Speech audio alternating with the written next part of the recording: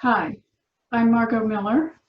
In recent sequels in contemporary literature, we will discuss The Testaments by Margaret Atwood, which comes 35 years after The Handmaid's Tale by popular demand and as a result of the television series that was made from the first book. It picks up about 15 years after the end of the first book and gives readers a glimmer of hope in a dismal dystopian view of the future.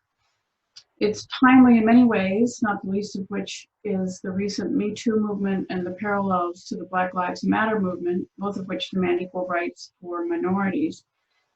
Recent trends in creeping authoritarianism in American culture and the backlash against the progress women have made since getting the vote 100 years ago make it all the more important as a text that will become a classic.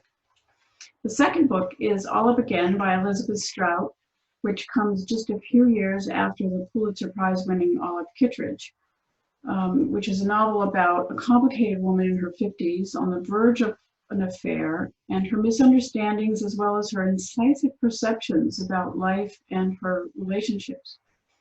Olive Again picks up just a few days after the end of the first book, which ended with the death of Olive's husband and her resignation into real loneliness.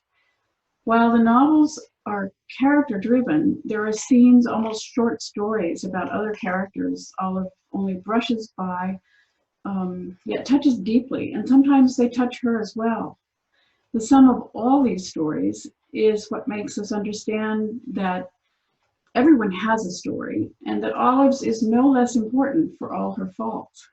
She is both trenchantly perceptive and strident, and caring and compassionate.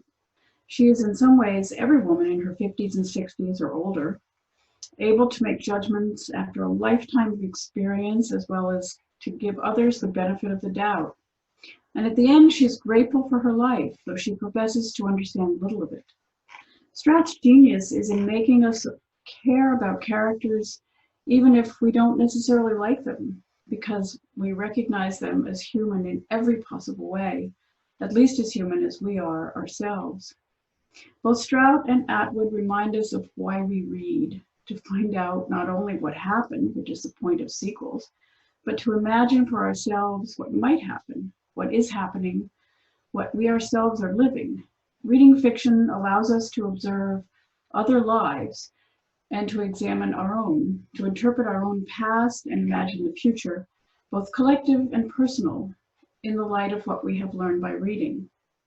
So I look forward to seeing you at the Zoom session for discussion of these two extraordinary novels. Thank you.